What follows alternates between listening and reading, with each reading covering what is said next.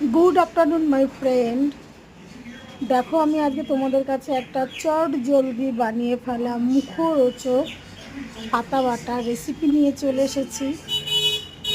এত সুন্দর দুর্দান্ত রেসিপি আমার মনে হয় না এত কম সময়ে বানানো যায়, কিন্তু এটা সত্যি খুব কম সময়ে বানানো যায়। আমি এটা বানিয়ে ফেলেছি, তোমাদের কাছে তাই সেটা শেয়ার করলাম। তোমরা অবশ্যই বাড়িতে বানাবে। কি কি উপকরণ লাগে সেগুলো তোমরা সামনেই দেখতে পাচ্ছ। তো একবার তাও আমি বলে দিই, যেই পাতা বাটাটা করছি সেটা হলো কুমড়ো পাতা বাটা। আমরা যেটা বাজার থেকে মিষ্টি কুমড়ো বলে কিনে আনি, মানে মিষ্টি কুমড়ো নামে যেই কুমড়োটা পরিচিত, তার পাতার বাটা করেছি। লেগেছে শুধুমাত্র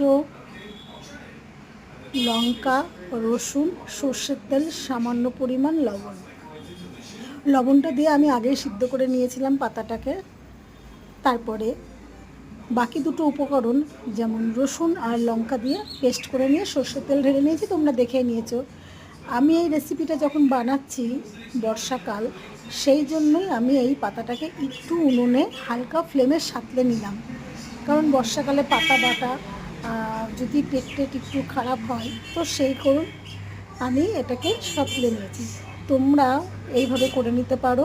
এমনিতে কাঁচা পাতা বাটা খেতে তো অসাধারণ লাগে।